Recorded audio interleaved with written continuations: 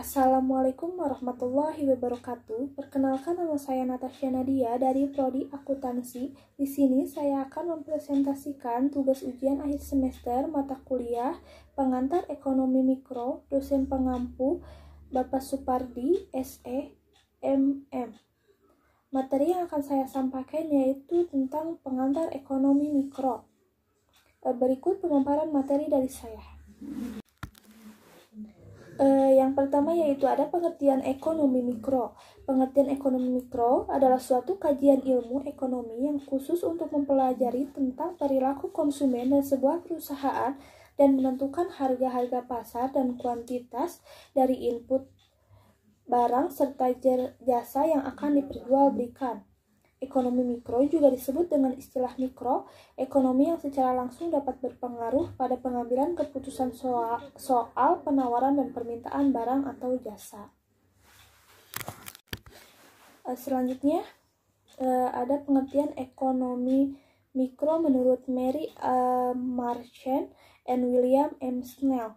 Ekonomi mikro adalah kajian tentang individu, rumah tangga, dan sebuah perusahaan dalam pengambilan keputusan dalam suatu proses ekonomi yang lebih besar.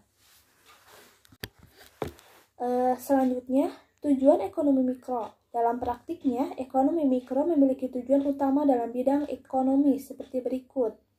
Yang pertama yaitu dapat melakukan analisis pada mekanisme yang menjadi pembentuk harga relatif pada produk, baik berupa barang maupun jasa, dan aplikasinya dari sumber yang terbatas di antara banyaknya penggunaan alternatif. Yang kedua, dapat melakukan analisis kegagalan pasar, yakni saat pasar gagal dalam memproduksi hasil yang efisien dan menjelaskan berbagai situasi teoritis dan strategis yang dibutuhkan pasar dengan bentuk persaingan yang sempurna. Di slide selanjutnya yaitu ada ruang lingkup ekonomi mikro. Yang pertama ada interaksi di pasar barang. Dalam konsep ekonomi ini pasti adanya interaksi di pasar barang. Pasar adalah suatu tempat yang menjadi pertemuan antara transaksi penawaran dan permintaan.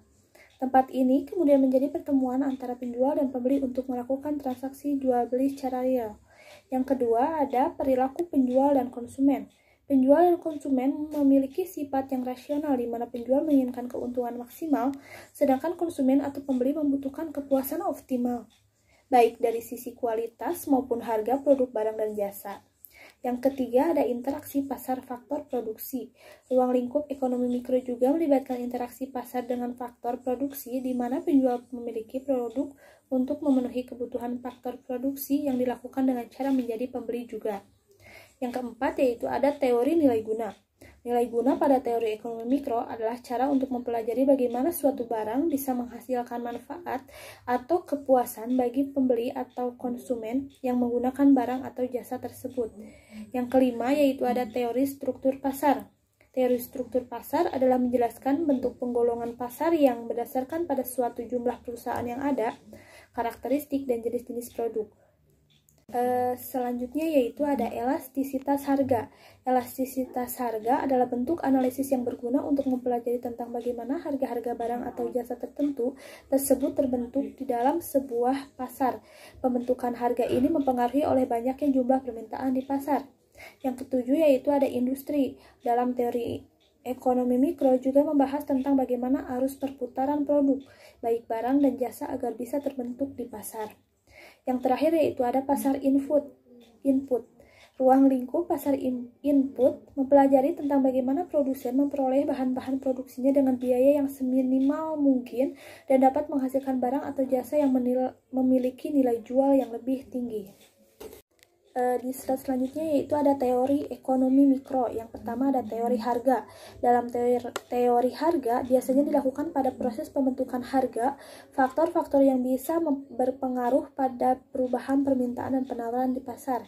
Yang kedua yaitu ada teori produksi. Teori produksi digunakan sebagai dasar untuk menganalisis tingkat dan biaya yang dibutuhkan untuk suatu proses produksi tertentu. Yang ketiga yaitu ada teori distribusi. Teori distribusi bertujuan untuk menganalisis upah tenaga kerja, keuntungan, dan besarnya bunga yang harus dibayar pada pemilik modal. Selanjutnya ada teori konsumsi. Teori ini mengacu pada perilaku beragama konsumen dalam konteks untuk memenuhi suatu kebutuhan. Selanjutnya ada contoh ekonomi mikro. Yang pertama yaitu ada permintaan. Permintaan adalah salah satu bentuk contoh ekonomi mikro yang menunjukkan jumlah barang dan jasa yang diminati dan kemampuan untuk membeli bagi konsumen pada tingkat harga dan waktu tertentu. Yang kedua ada penawaran. Selain permintaan, ada penawaran yang juga menjadi contoh ekonomi mikro, yang menunjukkan jumlah barang atau jasa yang tersedia untuk dijual atau ditawarkan kepada pihak konsumen dengan tingkat harga dan jangka waktu tertentu. Selanjutnya yaitu di contoh ekonomi mikro, yang ketiga yaitu ada perilaku konsumen dan produsen. Perilaku konsumen dan produsen juga menjadi contoh dalam ekonomi mikro yang menunjukkan aktivitas dan proses yang dilakukan oleh para pelaku ekonomi dalam memilih, mencari, membeli, mengevaluasi, dan menggunakan barang atau jasa untuk kebutuhan tertentu. Selanjutnya yang keempat ada harga. Harga tertentu menjadi bagian dari ekonomi mikro karena memiliki hubungan dengan suatu nilai barang. Harga adalah unsur bauran di pemasaran yang menunjukkan sebuah keuntungan. Fungsi harga dalam teori ekonomi mikro adalah alat ukur yang menunjukkan nilai suatu barang atau jasa. Jadi saat harga ditentukan itu dipengaruhi oleh kondisi perekonomian, kurva permintaan dan penawaran, dan juga biaya yang bisa terus mengalami perubahan. Selanjutnya kita masih membahas contoh ekonomi mikro yang kelima, yaitu ada biaya dalam.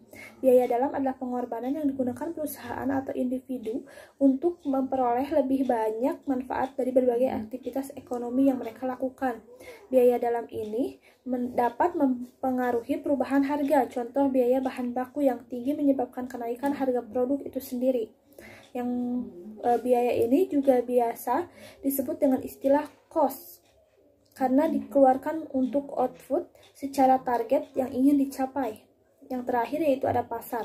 Pasar adalah tempat terjadinya aktivitas jual beli, yakni mempertemukan mereka untuk memperoleh kesepakatan jual beli. Pasar kemudian tidak hanya diartikan dengan bentuk fisik saja, melainkan bisa berbentuk lebih luas seperti marketplace atau aktivitas jual beli secara online menggunakan internet.